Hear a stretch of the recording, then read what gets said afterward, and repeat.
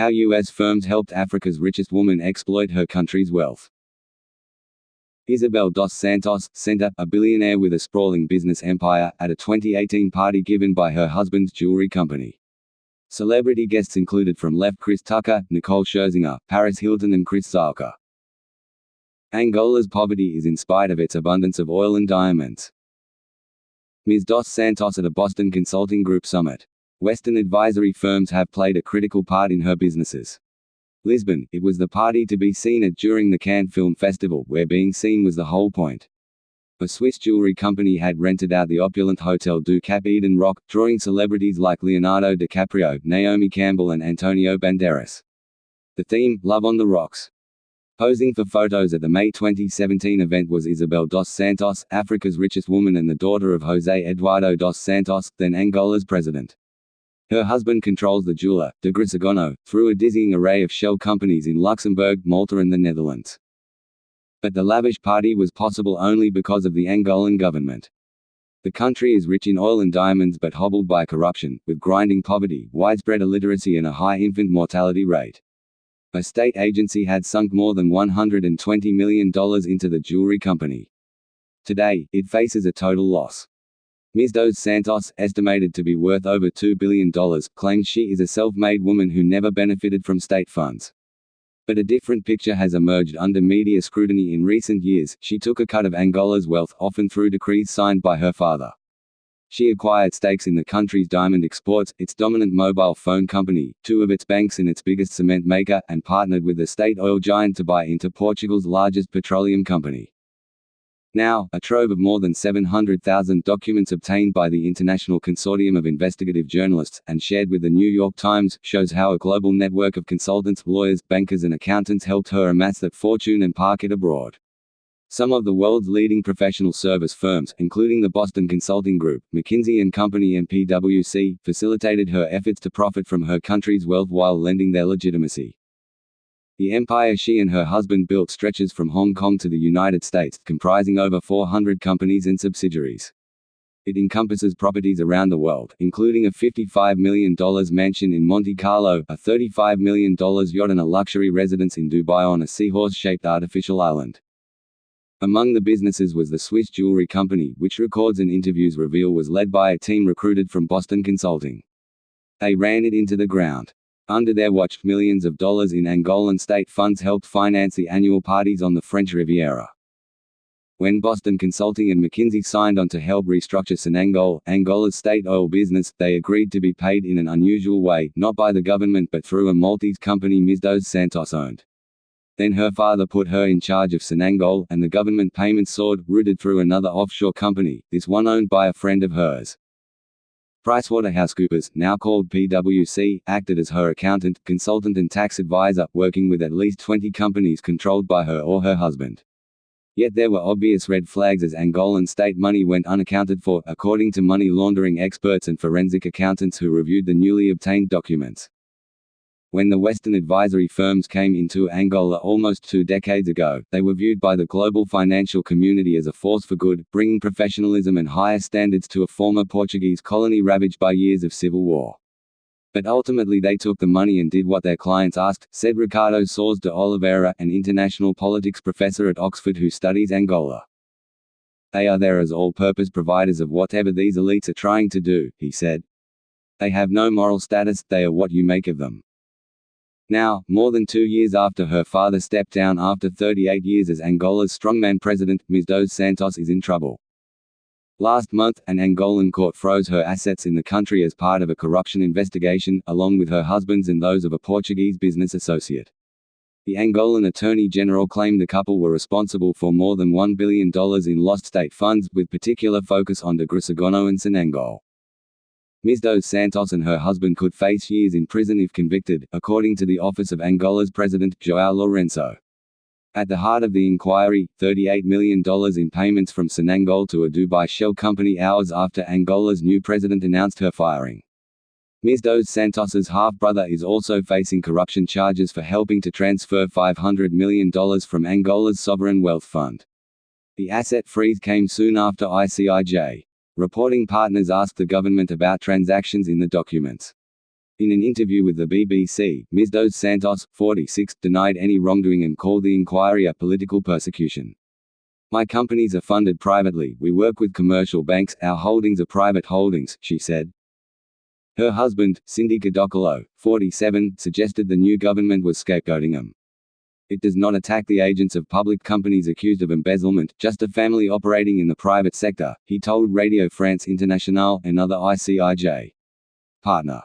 Global banks including Citigroup and Deutsche Bank, bound by strict rules about politically connected clients, largely declined to work with the family in recent years, the documents show. "These guys hear about Isabel and they run like the devil from the cross," Eduardo Sequeira, head of corporate finance for Fidequity, a Portuguese firm that manages many of Ms. Dos Santos's companies, wrote in a 2014 email after the Spanish bank Santander turned down work with her. Consulting companies, far less regulated than banks, readily embraced her business. American advisory firms market their expertise in bringing best practices to clients around the world. But in their quest for fees, several have worked for authoritarian or corrupt regimes in places like China or Saudi Arabia. McKinsey's business in South Africa was decimated by its partnership with a subcontractor tied to a political scandal that took down the country's president. The new leaks show the pattern repeating itself in Angola, where invoices point to tens of millions of dollars going to the firms.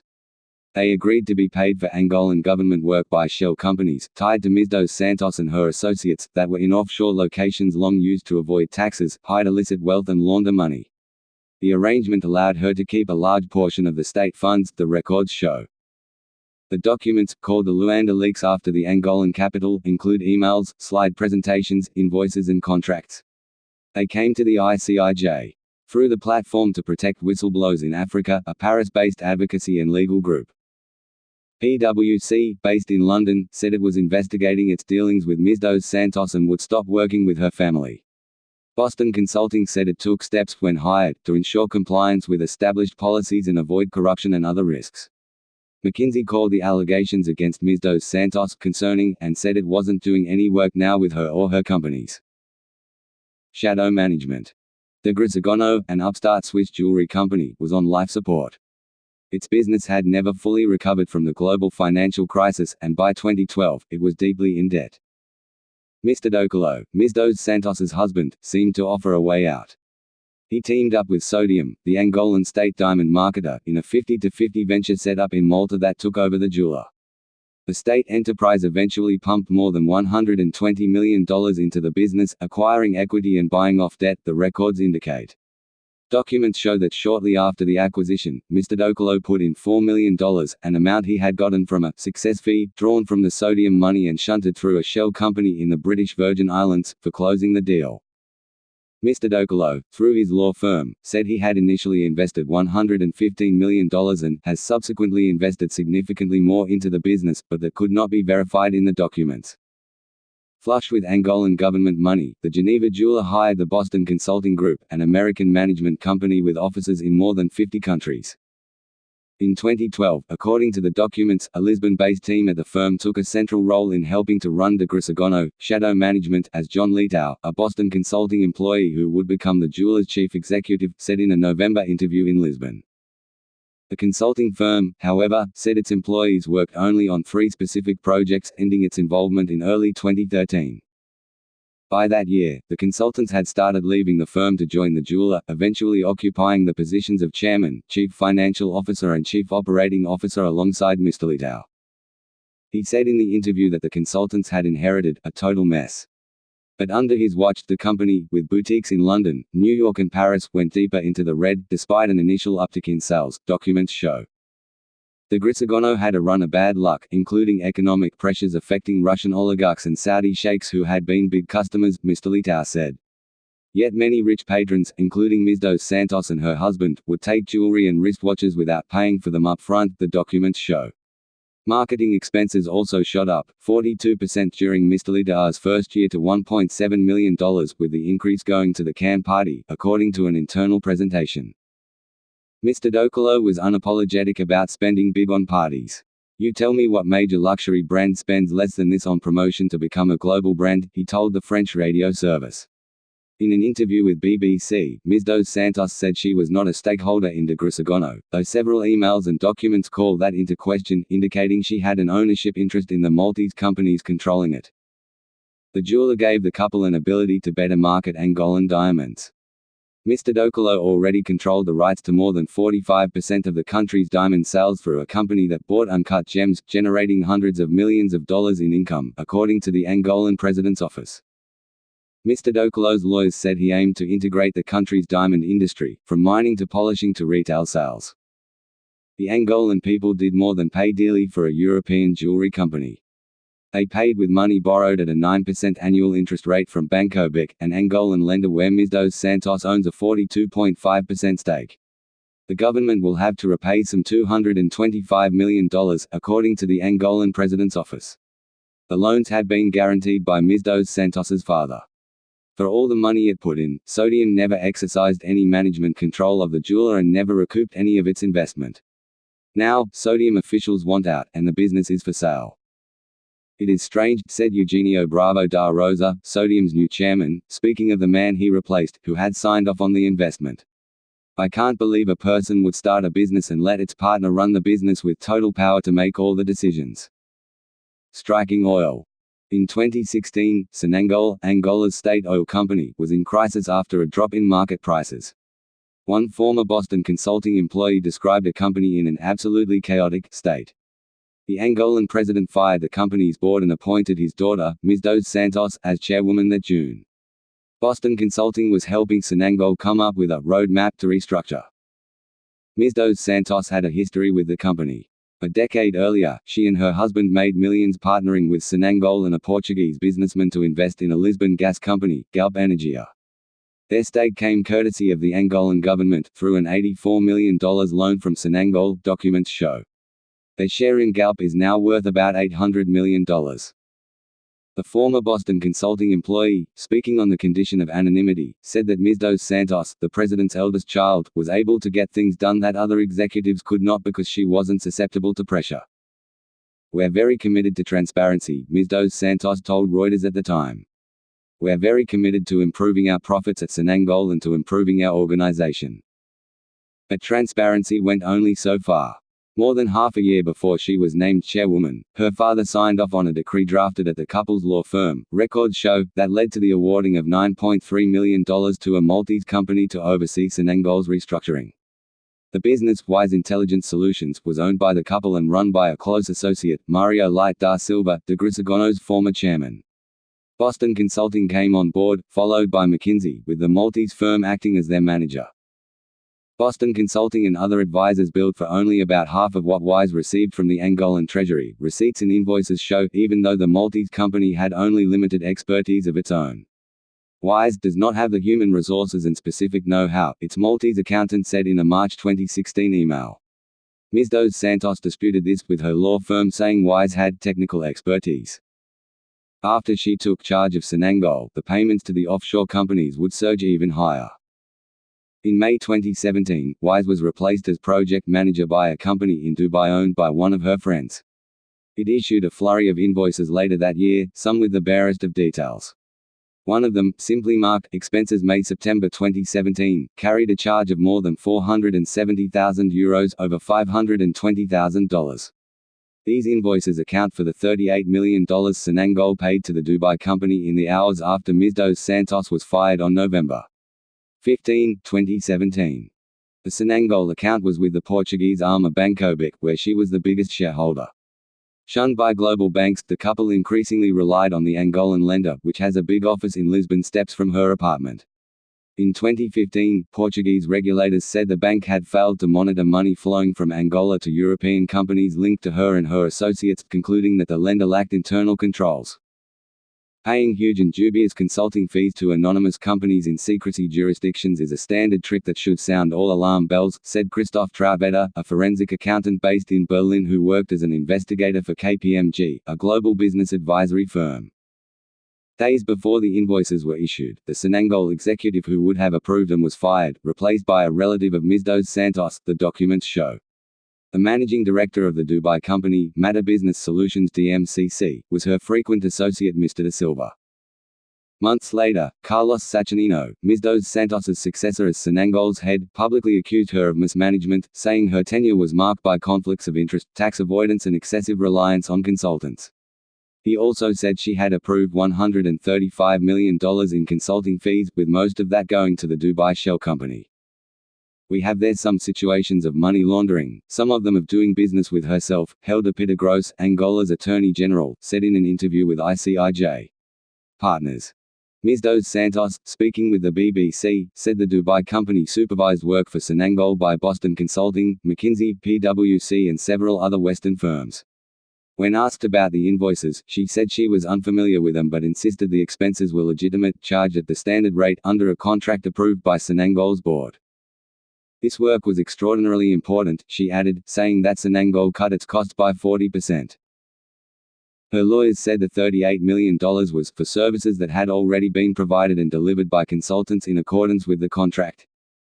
By late 2017, Boston Consulting was winding down its work on the project, which ended that November. McKinsey and PwC declined to comment. The consultants' involvement with Ms. Dos Santos extended far beyond the Swiss jeweler and Senangol. McKinsey, for example, provided advice on a Portuguese engineering firm she had just acquired and the Angolan mobile phone company where she served as chairwoman, documents show. Two of the Big Four accounting firms, PwC and KPMG, did consulting work for Urbanvest, another thinly staffed company she owned that acted as a public works contractor in Angola. It oversaw projects, such as road and port design and urban redevelopment, worth hundreds of millions of dollars, some set to be financed with loans from Chinese banks and built by Chinese state-owned companies. KPMG also audited at least 2 companies she owned in the country. The firm said that in Angola, it performs additional due diligence procedures for all the businesses it audits. The other 2 major accounting firms, Deloitte and Ernst & Young, now known as EY, did work for companies tied to her as well. Accounting firms in the European Union, where much of Ms. Dos Santos's business empire was located, are bound by the same rules banks are, requiring them to report suspicious activity. One firm in particular, PwC, had a broad view into the inner workings of Ms. Dos Santos's empire. The accountant. Ms. Dos Santos had a long history with PwC. In the early 1990s, fresh out of King's College London, she took a job with Coopers & Lybrand, soon to merge to become PricewaterhouseCoopers. Her top money manager, Mr. Da Silva, whose assets in Angola were frozen last month, was also a PwC alum. And when Ms. Dos Santos took over Senangol, she brought in a PwC partner, Sergio Recundalia, as its finance head. The payments to Dubai in November 2017 happened on his watch before he, too, was fired. Neither of the businessmen responded to requests for comment. PwC not only audited the books of her far-flung shell companies, but also provided her and Mr. Dokolo's companies with tax advice and did consulting work for Senangol. Like Boston Consulting, PwC was paid by Wise Intelligence for its Angola work, and it audited the financial statements of the Maltese holding companies that controlled the Swiss jeweler. In 2014, PwC accountants in Malta had a problem.